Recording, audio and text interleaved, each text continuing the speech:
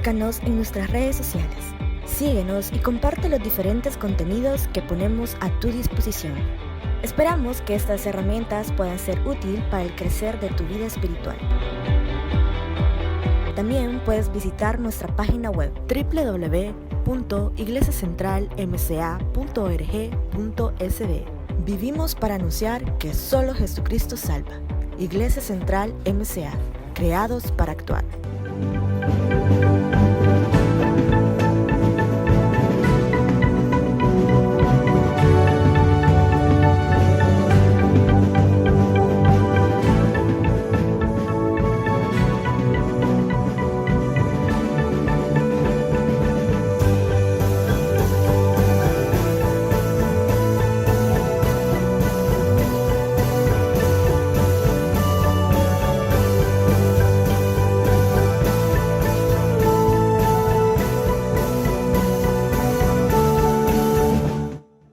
Tengan todos muy buenas noches, sean bienvenidos a este culto de miércoles, culto de estudio bíblico. Le estábamos esperando para iniciar, amado hermano.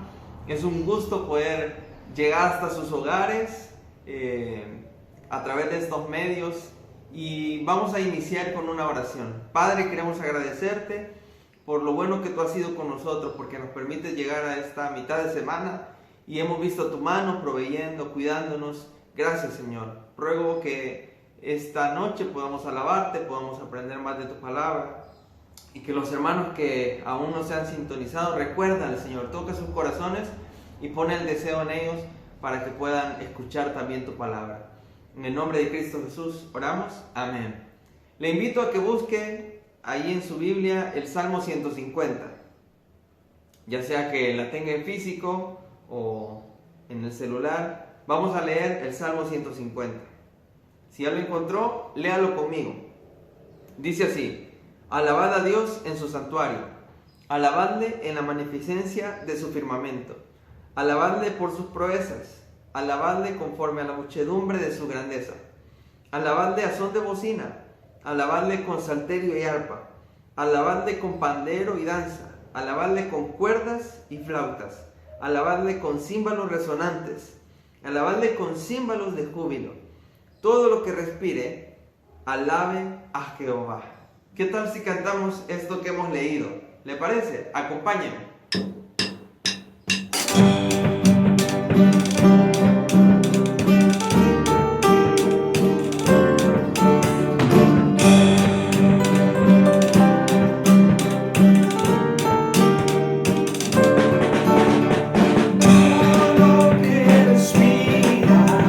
Alabe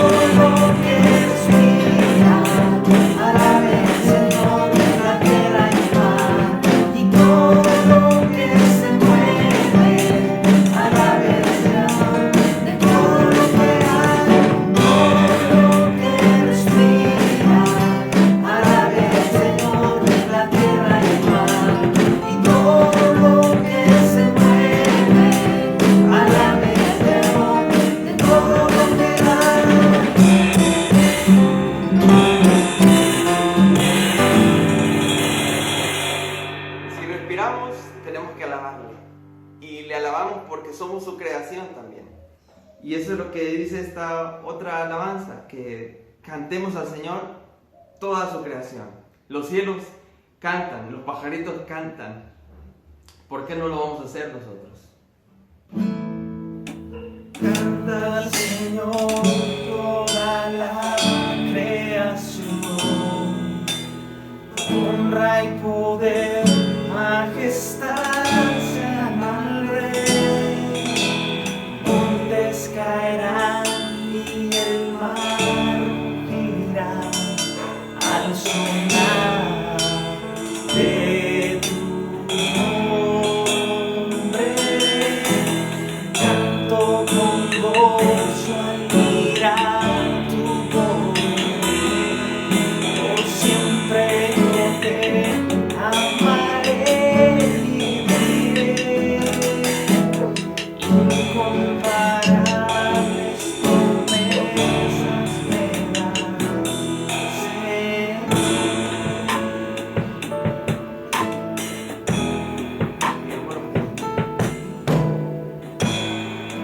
mi Cristo, mi Rey. Nadie es como tú. Toda mi vida quiero exaltar las maravillas de tu amor.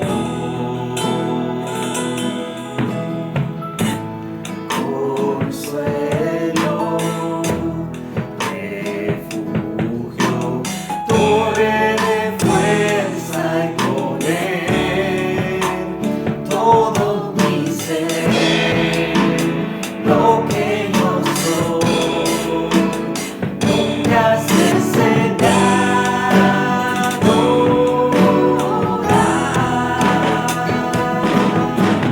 Canta al Señor toda la creación, honra y poder, majestad sean al Rey.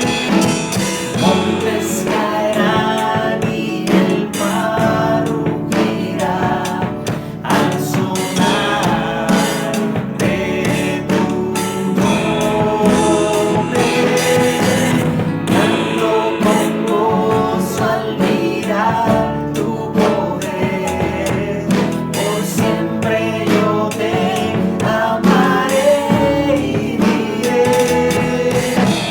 Incomparables promesas me das. Incomparables promesas me das. Incomparables promesas me das, Señor.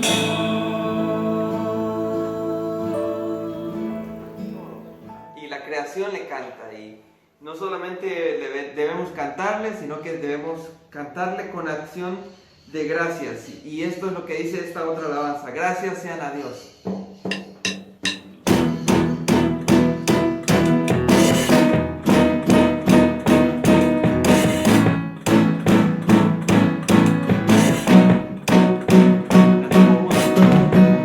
Al Creador de la tierra y el mar, al infinito sobrenatural, y su perdón es para siempre. Al que gobierna con autoridad,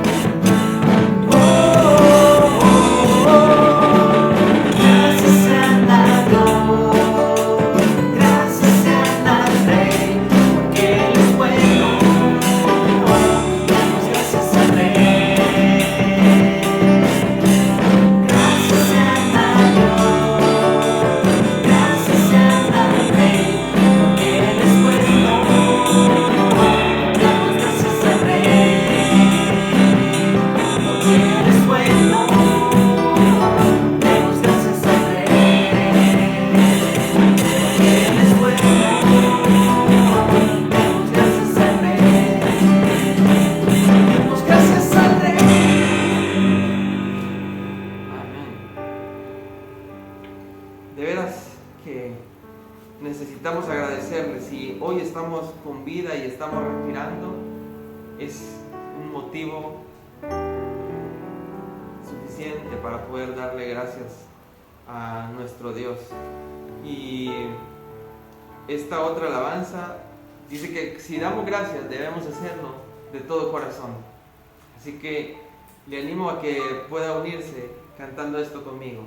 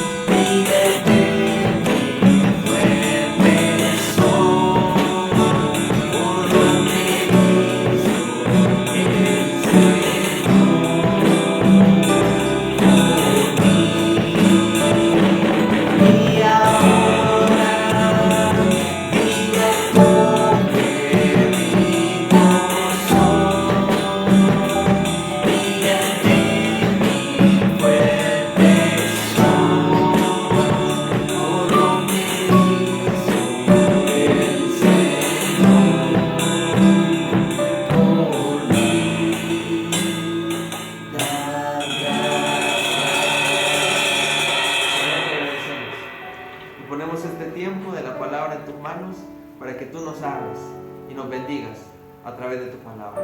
En Cristo Jesús. Amén. Buenas noches, queridas hermanas, queridos hermanos, que el Señor les bendiga. Qué bueno encontrarnos un miércoles más acá en este lugar para poder aprender de la palabra de nuestro Señor. La Biblia dice que la palabra es como una lámpara, así decía el salmista. Lámpara es a mis pies tu palabra y lumbrera mi camino.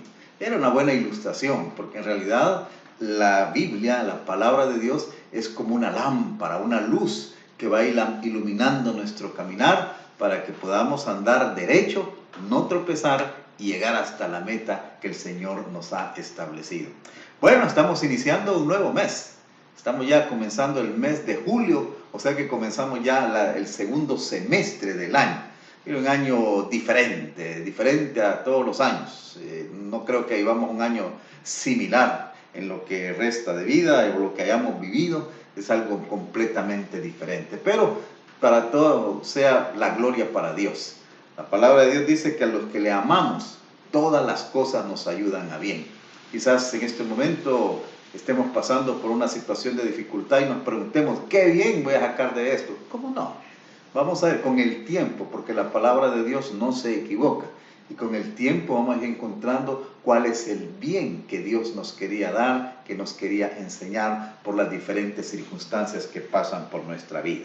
Muy bien, estamos estudiando la primera carta del apóstol Pedro. Espero yo que hoy terminemos el capítulo 3 y vamos a estudiar unos versículos, ya les digo, de los más complicados. Van a haber dos temas acá que en verdad son muy complicados para poder comprenderlo y también para poder enseñarlo. Son bastante complicados, pero con la ayuda de Dios vamos a tratar de que todos lo comprendamos y saquemos esas enseñanzas que Dios quería dejarnos a través de su palabra. Así que vamos a leer el pasaje que nos va a servir de texto en la enseñanza de esta noche y quiero que vaya a su Biblia y busque Primera de Pedro capítulo 3. Primera de Pedro capítulo 3 y vamos a leer desde el verso 17 hasta el verso 22. Abra su Biblia o encienda ahí su dispositivo y ubiquémonos en el pasaje de esta noche. Primera de Pedro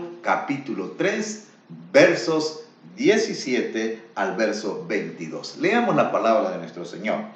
Dice: porque mejor es que padezcáis haciendo el bien, si la voluntad de Dios así lo quiere, que haciendo el mal. Porque también Cristo padeció una sola vez por los pecados, el justo por los injustos, para llevarnos a Dios, siendo la verdad muerto en la carne, pero vivificado en espíritu, en el cual también fue y predicó a los espíritus encarcelados, los que en otro tiempo desobedecieron, cuando una vez esperaba la paciencia de Dios en los días de Noé, mientras se preparaba el arca, en la cual pocas personas, es decir, 8, fueron salvadas por agua. El bautismo que corresponde a esto ahora nos salva, no quitando las inmundicias de la carne, sino como la aspiración de una buena conciencia hacia Dios, por la resurrección de Jesucristo, quien habiendo subido al cielo está a la diestra de Dios, y a él están sujetos ángeles, autoridades y potestades. Vamos a orar para que el Señor bendiga este tiempo de meditación en su palabra. Padre Santo, muchas gracias, Señor, porque un miércoles más nos permites estar estudiando tu palabra. Padre, yo pido una bendición especial para mis hermanas, mis hermanos que están allá en su casa, que están viendo a través de un teléfono, a través de una computadora, de una laptop, que están ahí, están ellos viendo esta enseñanza. Pido, Señor, que tú bendigas sus vidas y que tú los estés fortaleciendo, especialmente en este tiempo especial que estamos viviendo, que, Señor, tu paz, tu bendición puede estar con cada uno de nosotros. Y ahora pongo en tus manos o bajo tu cuidado este tiempo de meditación, que sea de grande edificación para nuestras vidas, que seamos fortalecidos en nuestra fe y que podamos fortalecer ese amor a ti y ese compromiso contigo y con tu obra.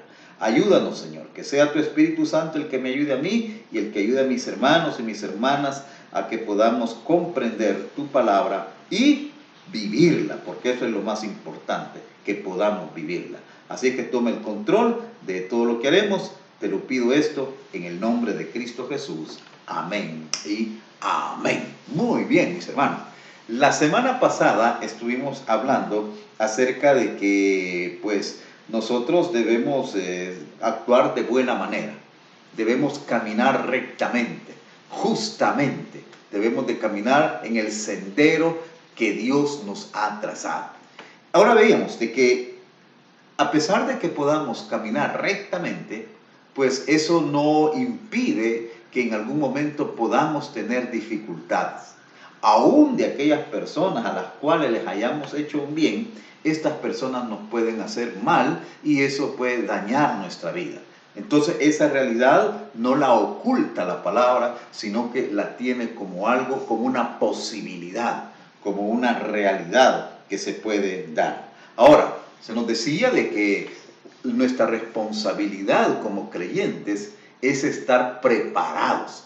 Por si alguien pide razón de nuestra fe, nosotros tenemos que estar preparados. Mire, el estar en este estudio bíblico, el estudiar la Biblia, así como ahora, en este día miércoles, y en sus tiempos, que usted lee la palabra y la medita, ¿sabe para qué es eso? Primero, para edificación de nuestra vida, porque la palabra nos edifica, la palabra nos instruye, la palabra alumbra nuestro caminar, la palabra nos da fortaleza, la palabra nos da esperanza, acrecienta nuestra fe. O sea, es de un gran beneficio para nuestra vida.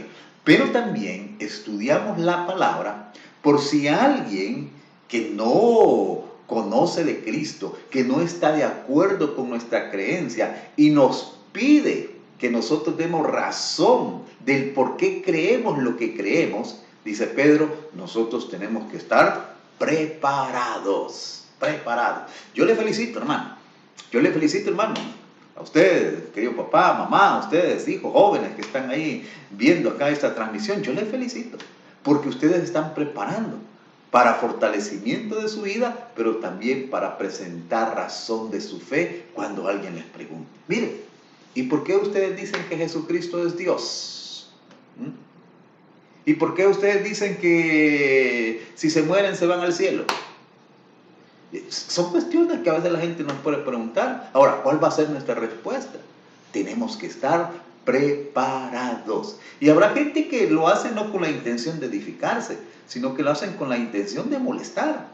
Pero entonces aún tenemos que estar preparados. Ahora, la defensa de nuestra fe, nosotros la tenemos que hacer de una buena manera. Dice ahí en el verso 15, con mansedumbre y reverencia. O sea, con respeto, no de una manera arrogante, no de una manera violenta, sino que dice con mansedumbre y con respeto. O sea, tenemos que considerar, bueno, esta persona que me pregunta, no conoce, pues le voy a explicar, pero no voy a regañarle, no voy a decirle qué ignorante es usted, no. Dice que tenemos que responder con mansedumbre y con respeto. Entonces dice que eso es lo que nosotros debemos de hacer, teniendo una buena conciencia, o sea, andando rectamente, para que los que murmuran de vosotros como de malhechores, en los creyentes del primer siglo decían que eran malhechores, que eran maleantes, que se habían apartado de las normas que regían a la sociedad. Estos, dice, que murmuran, sean avergonzados. Los que calumnian vuestra buena conducta en Cristo, que sean avergonzados aquellos que calumnian la buena conducta que como creyentes tenemos. Ahí nos quedamos la semana pasada. Ahora, llegamos al versículo 17, en donde ahí este versículo podríamos decir que, mire, cuando, podríamos hacer como un título que le podríamos poner al versículo es, ¿cuándo vale la pena sufrir? Usted preguntará, ¿y qué sufrir valdrá la pena? Porque alguien ya no mire, el sufrimiento nunca causa gozo, nunca causa alegría. Pero a veces sí vale la pena sufrir. Y este versículo nos dice en qué condiciones vale la pena sufrir. Miren lo que dice el verso 17. Porque mejor es que padezcáis haciendo el bien. O sea, está diciendo que el padecer en algún momento o en alguna circunstancia puede tener algo de beneficio. Porque mejor, dice, es que padezcáis haciendo el bien. O sea, lo que está diciendo Pedro acá es que la posibilidad de sufrimiento para el creyente debe darse siempre y cuando el creyente sufra por hacer el bien. Por hacer el bien. Ahora, ¿por qué esto? Porque hay gente que sufre porque hace el mal. La gente que no respeta la ley, la gente que no obedece las normas, mire, paga las consecuencias. Sufre, pero está sufriendo por hacer el mal. Aquella persona que toma lo que no le corresponde, que agarra de lo ajeno. Aquella persona que es desobediente, aquella persona que es insubordinada, aquella persona que no acata ninguna recomendación, que se le dicen las cosas, cómo debe actuar y no hace caso, sino que hace lo que le da la gana. Esta persona sufre, pero está sufriendo por hacer el mal. Ahora, eso no tiene beneficio. Pero dice acá en nuestro texto que si nosotros padecemos por hacer el bien, pues eso está bien, dice. Porque eso, dice, es parte de la voluntad de Dios. Si la voluntad de Dios así lo quiere. O sea, esto es lo que la idea. Usted está actuando bien. Usted está caminando rectamente. Pero Dios permite que alguien le cause algún mal, algún daño. Entonces dice, mire, si Dios lo ha permitido de que usted, aunque camine rectamente, le sufra, mire, eso está bien. Ahora, ¿cómo es eso? Mire, recuerde el caso de Job. Job, dice la Biblia, que era un hombre recto, perfecto, pero Dios permitió que el enemigo le afectara y que sufriera. ¿Ah? Dios se lo permitió, así dice el libro de Job. Ahora, eso tenía un propósito. Tenía el propósito de enseñar al final de que Dios siempre levanta a aquellos que son obedientes, siempre retribuye a aquellos que buscan hacer su voluntad, siempre los exalta. Dios quería enseñar eso. ¿Ah? Y por eso en algún determinado momento de la vida de Job, Dios permite que le vaya mal. Así puede suceder. Usted está actuando bien, tratando de vivir su vida cristiana rectamente, de acuerdo a la palabra, amando a Dios por sobre todas las cosas, amando a su prójimo, respetándole, pero viene y le llega un mal y sufre. Dios por algo lo ha permitido. Ahora, esto nos lleva a otra pregunta. ¿Por qué permitirá Dios que los creyentes, los buenos creyentes, sufran? ¿Por qué lo permitirá? ¿A qué está jugando Dios? ¿Por qué Dios permite que una persona que está tratando de vivir de una forma correcta sufra? ¿Por qué Dios lo permite? Miren, Santiago nos va a dar la respuesta. Ahí deje en Primera de Pedro y vaya un poquito atrás, vaya a Santiago, en el capítulo 1 de Santiago, ahí nos da la respuesta. ¿Por qué Dios permite que los buenos creyentes a veces sufran? Miren lo que dice Santiago en el capítulo 1, verso 2, dice: hermanos míos, tened por sumo gozo cuando os halléis en diversas pruebas, sabiendo que la prueba de vuestra fe produce paciencia. Mas tenga la paciencia su obra completa, para que seáis perfectos y cabales, sin que os falte cosa alguna. Aquí hay una respuesta. ¿Por qué Dios permite que los justos, los que caminan bien delante de Dios, sufran? Dice Santiago, es que dice, Dios tiene propósitos y Él quiere probar nuestra fe. Él quiere pulir nuestra fe.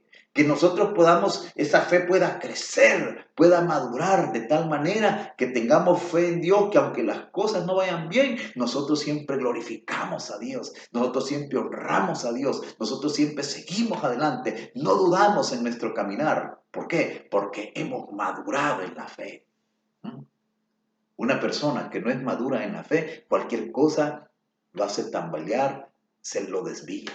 Pero Dios no quiere eso. Y por eso es que muchas veces Él pone a prueba. Hay otro ejemplo en la Biblia donde dice de que es como el oro que es purificado y se meten aquellas calderas súper calientes para que todo lo malo, todos aquellos elementos que no son oro sean apartados y quede el oro puro. El buen oro. Pues lo mismo. Dios permite muchas veces los sufrimientos en la vida de los justos porque Él quiere purificar, hacernos crecer en nuestra fe para que seamos perfectos y cabales sin que os falte cosa alguna. Así que, mire hermano, si usted en alguna ocasión, usted sufre, aunque usted está haciendo la voluntad de Dios, tomado de la mano de Dios. Usted busca la presencia del Señor, usted sirve al Señor, usted le alaba, pero aún con todo y eso, mire, sucede algo que le causa tristeza, que le causa dolor. No se aflija, ni tampoco se rebele, sino que al contrario, usted diga, Dios, estás probando mi fe, estás haciéndome crecer. Ahora, hay una cosa. Cuando Dios nos hace crecer en fe, es porque Él tiene algo grande para nuestras vidas. Porque Él tiene tal vez una tarea que solo lo pueden hacer las personas maduras, las personas que han crecido. Dios quiere usarle en cosas grandes y por eso le está probando, por eso está permitiendo que llegue ese momento de dolor. Entonces dice el verso 17. Mejor es que padezcáis haciendo el bien. Ahora, mire lo que dice después. Dice, si la voluntad de Dios así lo quiere, que haciendo el mal. Aquella persona que padece por hacer el mal, mire, esta persona no tiene ninguna ganancia. Esta persona se ha desviado y por eso es que está sufriendo. Pero aquel que camina rectamente, aún así, Dios permite un sufrimiento. Dios quiere purificarle, hacerle crecer, porque le tiene algo que solo usted, como creyente maduro, como creyente madura, puede realizar para la gloria de Dios. Entonces, eso es lo que nos está diciendo el versículo 17. Ahora, nos va a poner el ejemplo supremo de sufrimiento. El ejemplo supremo para que digamos, mire, pero ¿por qué tiene que ser así el proceso? Entonces va a decir, no, mire, es que Dios, ese es el proceso que usa. Y entonces nos va a poner el ejemplo supremo, que es el ejemplo del Señor Jesucristo, quien es nuestro modelo. Vean el verso 18. Mire el verso 18, dice, porque también Cristo padeció. También Cristo padeció. Ahora yo le hago una pregunta. ¿Cristo era una persona mala? ¿Cristo era una persona desordenada? ¿Cristo era una persona pecadora? ¿Cristo era una persona que transgredía la ley de Dios? ¿Cristo era una persona rebelde, desobediente? ¿Qué piensa usted? No, ¿verdad? Claro, ¿no? Nosotros que conocemos la palabra, que hemos leído los evangelios, sabemos que no. Que Jesucristo es la persona perfecta, el único perfecto que ha caminado en esta tierra después que Adán y Eva cayeran en pecado. Cristo caminó rectamente. Él siempre hizo la voluntad del Padre. Pero dice, miren que Él padeció. Ahora, había una razón por la cual Jesucristo padeció. ¿Por qué padeció? Padeció porque Él llevó en su cuerpo los pecados suyos y los pecados míos. O sea, el justo padeció por los injustos. Él, por realizar la tarea de redención, por esa obra preciosa, hermosa, que hoy nos da tanta bendición, por eso Él sufrió, por algo bueno, lo que veíamos en el versículo anterior. Él no sufrió por algo malo, sino que Él sufrió por algo bueno, porque también Cristo padeció, estoy en el verso 18, una sola vez por los pecados. ¿Los pecados de Él? No, si él fue sin pecado. Él fue sin pecado, por los pecados de el justo por los injustos, por los pecados de los injustos que somos nosotros. Por eso padeció, por hacer una obra buena. O sea, aquí vemos otra vez que el obrar bien no siempre va a traernos alegría, sino que a veces el obrar bien puede traernos un dolor, puede traernos alguna tristeza. Y aquí se nos enseña. ¿Qué mejor obra? ¿Qué obra más gloriosa? ¿Qué obra más benevolente que la de Cristo al redimirnos a nosotros? Pero eso le causó dolor. Eso le causó la muerte. Entonces Pedro nos dice, mire, a veces se va a sufrir por hacer el bien. Y el mejor ejemplo lo tenemos en Jesucristo, quien Él padeció por nuestros pecados. Ahora, dice ahí que Cristo padeció una sola vez por los pecados. ¿A qué se está refiriendo? ¿A qué se está refiriendo cuando Cristo dice padeció una vez por los pecados? Se está refiriendo a su padecimiento en la cruz del Calvario. Cuando Él allá en la cruz murió pagando por sus pecados y por mis pecados. Dice una sola vez. Cristo se sacrificó una sola vez. ¿Ah? Ahora, esto nos lleva a recordar qué pasaba en el Antiguo Testamento. ¿Qué pasaba en esa dispensación pasada, en el Antiguo Testamento? ¿Cómo es que se obraba ahí la obra de redención? ¿Cómo se ejecutaba? ¿Ustedes recuerdan? ¿Cómo hacía el pueblo de Israel para que Dios perdonara sus pecados? ¿Qué es lo que hacía? Se recuerda, ¿verdad? Muy bien. Pues ellos hacían sacrificios de animalitos. Hacían sacrificios de animalitos. Y cada vez que alguien pecaba, cada cierto tiempo iba al templo, llevaban un animalito, lo sacrificaban. ¿Y qué es lo que simbolizaba eso? De que los pecados de esta persona pecadora eran trasladados a ese animalito y entonces el animalito moría por los pecados de ese pecador. Pero eso no era una sola vez, sino que se hacía de manera repetida, porque cuando la persona salía de ahí, salía limpia de sus pecados, pero luego volvía a pecar, entonces tenía que hacerse otro sacrificio. El escritor de Hebreos, en el capítulo 7, si quiere lo busca por favor, el escritor de Hebreos en el capítulo 7, versos 26 y 27, hablando de esa labor de Jesucristo como sacerdote, como aquel que oficia sacrificios, mira lo que dice ahí, porque tal sumo sacerdote nos convenía, o sea, Jesucristo, santo, inocente, sin mancha, apartado de los pecadores y hecho más sublime que los cielos, verso 27, que no tiene necesidad cada día, como aquellos sumos sacerdotes, de ofrecer primero sacrificios por sus propios pecados y luego por los del pueblo, porque esto lo hizo una vez para siempre, ofreciéndose a sí mismo. O sea que Jesucristo es nuestro Redentor, pero también Él es el sumo sacerdote, el que ofrece sacrificios. Así como en el Antiguo Testamento, que había el sumo sacerdote que ofrecía una vez al año, ofrecía sacrificios por los pecados del pueblo, pero antes tenía que haber ofrecido sacrificios por sí mismo para limpiar sus pecados. Pero eso lo hacía todos los años. Ahora dice, Cristo, Él como sumo sacerdote, Él también ofreció un sacrificio, pero una vez para siempre. Pero no fue un animalito el que ofreció, sino que ofreció su propia vida. O sea que Él fue el que llevaba, al que sacrificaba, pero también Él se hizo el sacrificio. Y eso, dice acá, fue una sola vez, de una sola vez. No fue ahí repetitivo, sino que fue de una sola vez. Porque también Cristo padeció una sola vez por los pecados. Cristo murió.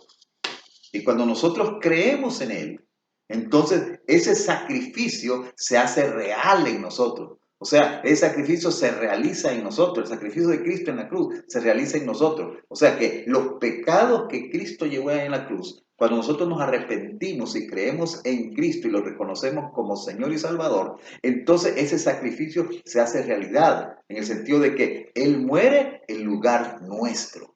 Nuestros pecados son perdonados. Nuestros pecados son perdonados. Así es. Ahora, pero usted pueda preguntarse, ¿y qué pasa con los otros pecados? Lo que cometemos después de que creímos en Cristo. ¿Qué pasa con esos pecados?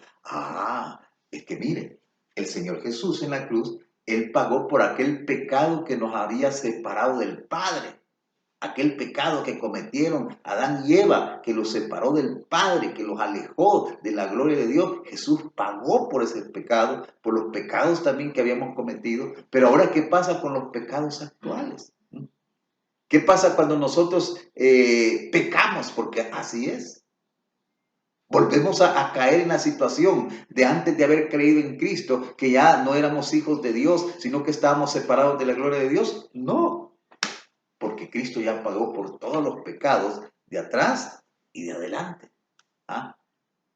Nosotros, aunque pequemos, seguimos siendo hijos de Dios. Ahora, no pasa nada porque pequemos. ¿Cómo no? Pasa y mucho. En primer lugar, aquel que peca es afectado en su vida y va a tener consecuencias por su pecado. Va a pagar las consecuencias de su pecado. Pero por otra parte, deshonramos a Dios, entristecemos a Dios. Aquel que ha hecho lo sumo por nuestro bienestar y nosotros le fallamos, Él se entristece. Ahora, ¿qué hacer para que no? Porque cuando nosotros pecamos hoy, como creyentes, ya no dejamos de ser hijos de Dios, seguimos siendo hijos de Dios. Ahora, lo que se ve afectado es nuestra comunión con Dios. Cada vez que pecamos, entonces nuestra comunión con Dios se ve afectada. Esa comunión, de esa amistad, porque nosotros le hemos fallado.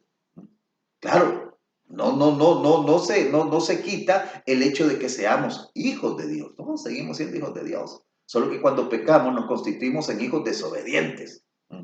Y eso a Dios le duele. Ahora, ¿qué se hace para restaurar la comunión con Dios? Entonces Dios nos dice, ahí nos deja un recurso, que es la confesión de pecados y el arrepentimiento. Por eso la palabra de Dios dice que si confesamos nuestros pecados, o sea, ya como creyentes, si nosotros le fallamos a Dios y confesamos nuestros pecados, entonces dice, Él es fiel y justo para perdonar nuestros pecados y limpiarnos de toda maldad. Entonces, lo que pasa, ¿vamos a pecar? Sí, pecamos. Pero ahora ya Cristo ya no necesita morir por nuestros pecados otra vez. Él ya murió una vez para siempre.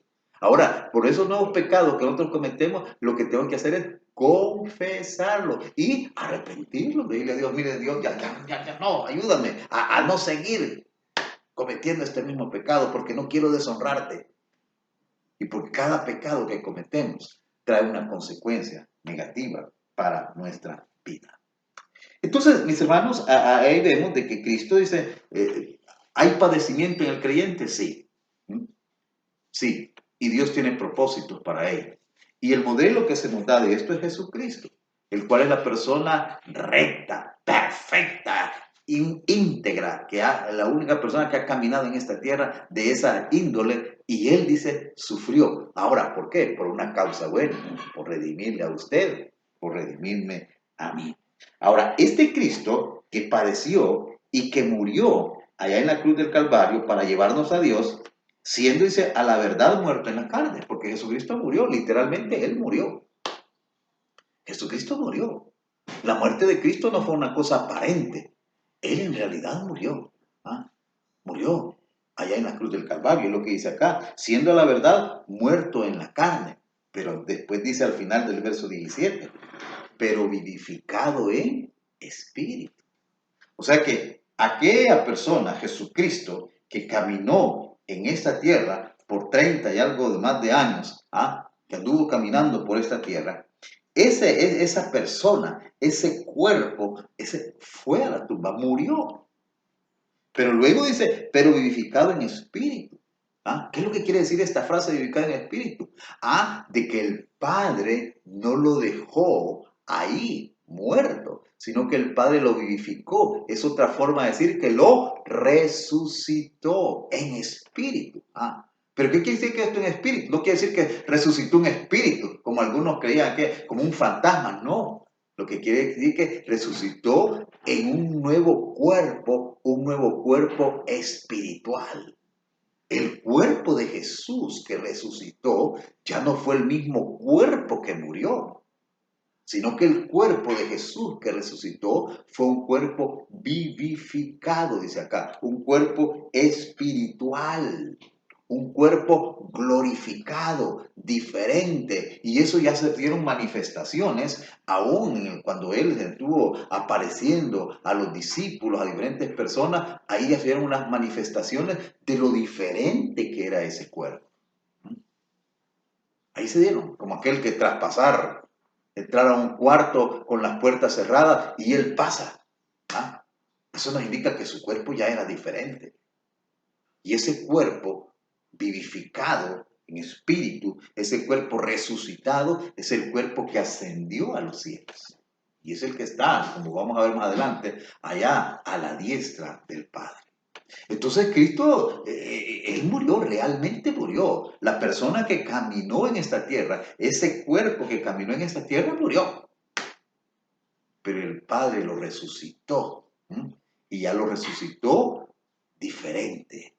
Era un cuerpo ya glorificado. Y mire el verso 19. Dice, en lo cual también fue y predicó a los espíritus encarcelados. Y aquí es donde viene ya el tema difícil de lo que les hablaba. Aquí es donde viene ya, inicia estos temas difíciles del cual estaba hablando, que de verdad ha dado mucho que hablar, ha dado mucho que escribir sobre esto. Dice que Él, ese cuerpo vivificado de Jesucristo, ese cuerpo ya resucitado de Jesucristo, dice, en ese cuerpo, en el cual, o sea, en ese cuerpo resucitado, en el cual, estoy en el verso 19, yo quiero que le ponga mucha atención a esto, porque esta cosa es un poco complicada. Dice que en ese cuerpo resucitado, en el cual también, dice, no solamente resucitó, sino que también fue y predicó a los espíritus encarcelados. Mira, aquí hay algunas preguntas que responder y que no son tan sencillas. Primero, ¿quiénes son esos espíritus encarcelados? Esa es la primera pregunta. ¿Quiénes son esos espíritus encarcelados? La segunda pregunta es, ¿qué mensaje le llevó Jesús a esos espíritus encarcelados? Y la tercera pregunta es, ¿cuándo es que fue allá? ¿Y por qué les predicó Cristo a estos espíritus encarcelados? Ahora, como le digo, esto ha dado mucho que hablar y mucho que escribir para poder interpretar lo que aquí se nos quiere decir. Leyendo sobre esto, encontré unas 5 respuestas a quiénes son los espíritus encarcelados. Pero quizás me voy a centrar en 2. Una respuesta que quizás usted le haya dado nociones, la haya escuchado, y es la respuesta, por ejemplo, que una respuesta tradicional, que la iglesia tradicional es la que maneja. ¿Y qué es lo que dice esta respuesta? La respuesta es que cuando Cristo murió, Él descendió al Hades, al lugar de los muertos. Y allá dice que fue a predicar el evangelio a las almas desobedientes que vivieron en el tiempo de Noé. ¿Por qué en el tiempo de Noé? Porque si nosotros seguimos leyendo el versículo 20, después de este verso 19, dice que estos espíritus encarcelados, dice, los que en otro tiempo desobedecieron cuando una vez esperaba la paciencia de Dios en los días de Noé, mientras se preparaba el arca. Está diciendo ahí que mientras se preparaba el arca, Noé, dice acá, predicó. Y Dios fue paciente, que transcurrieron muchos años en la elaboración de esa arca y Noé predicaba, pero dice, la gente fue desobediente, al grado tal que a pesar que Noé predicó por muchos años, dice que solo se salvaron 8 personas por agua, dice. O sea, 8 personas, que eran Noé, su esposa, sus 3 hijos y las esposas de sus hijos. Entonces, esta interpretación que les digo tradicional, lo que dice es de que el Señor, cuando Él murió, Él descendió y fue a los lugares, al Hades, de otra forma ir al infierno, como le llaman también, en donde Él fue y fue a predicar a las almas de estas personas desobedientes de los días de Noé. Y dice que les predicó para salvación, para que estas personas puedan reconocer su pecado, ya que no habían escuchado, no habían puesto atención y hecho caso al mensaje de Noé. Entonces Jesucristo fue allá a esos lugares para predicarles el evangelio, para que se arrepintieran y alcanzaran la salvación. Esta es la enseñanza, por ejemplo, de la iglesia tradicional. De hecho, en el credo apostólico aparece eso. Dice que Cristo descendió a los infiernos y ahí aparece esto.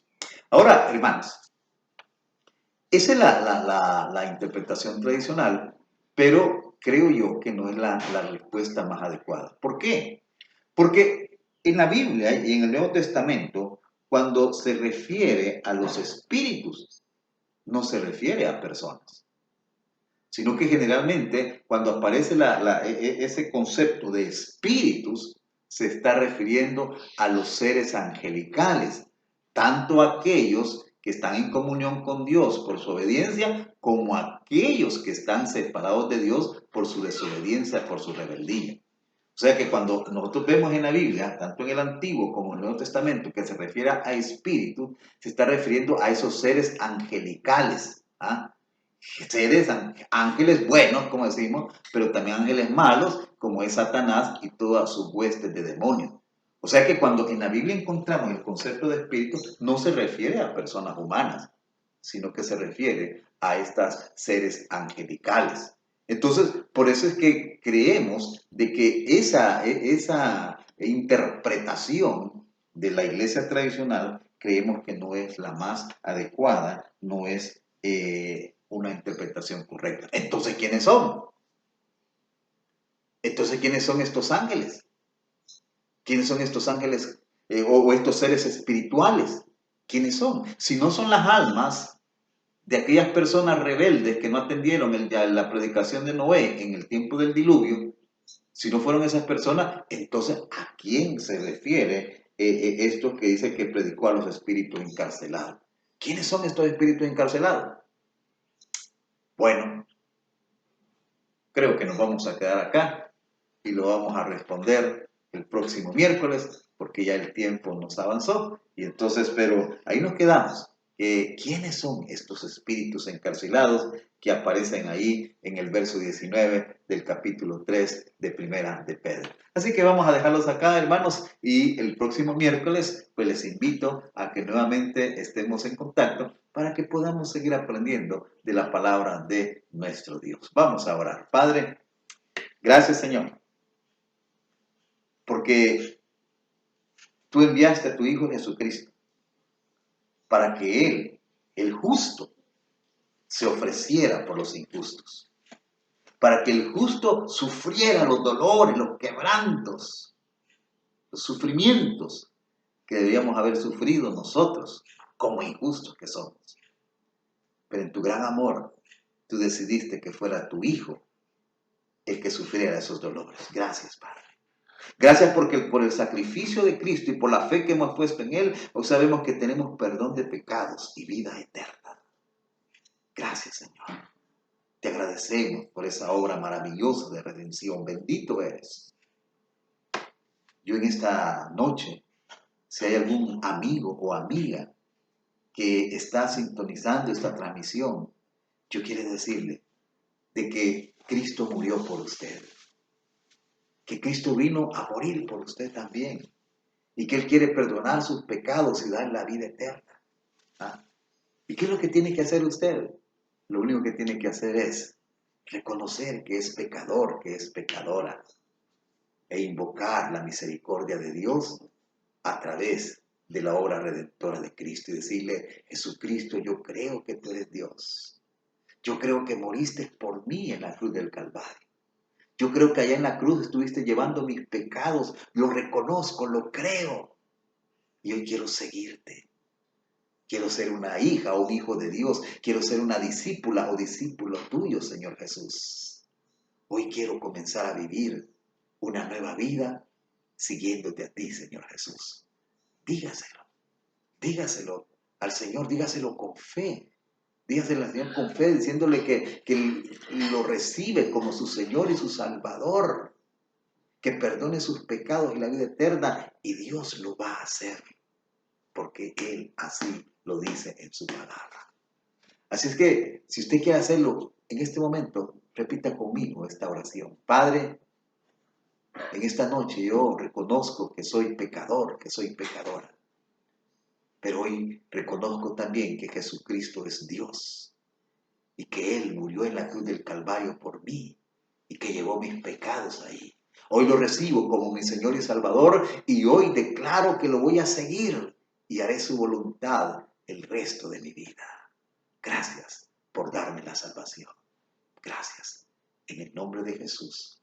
Amén. Bendito sea Dios. Bendito sea nuestro Señor. Mis hermanos, nos estamos viendo. Recuerde, este próximo domingo es primer domingo del mes de julio. Vamos a celebrar la mesa del Señor. Así que prepárese. Quien va a administrar los elementos, prepare los elementos y recordemos este próximo domingo el sacrificio de nuestro bendito Señor Jesucristo.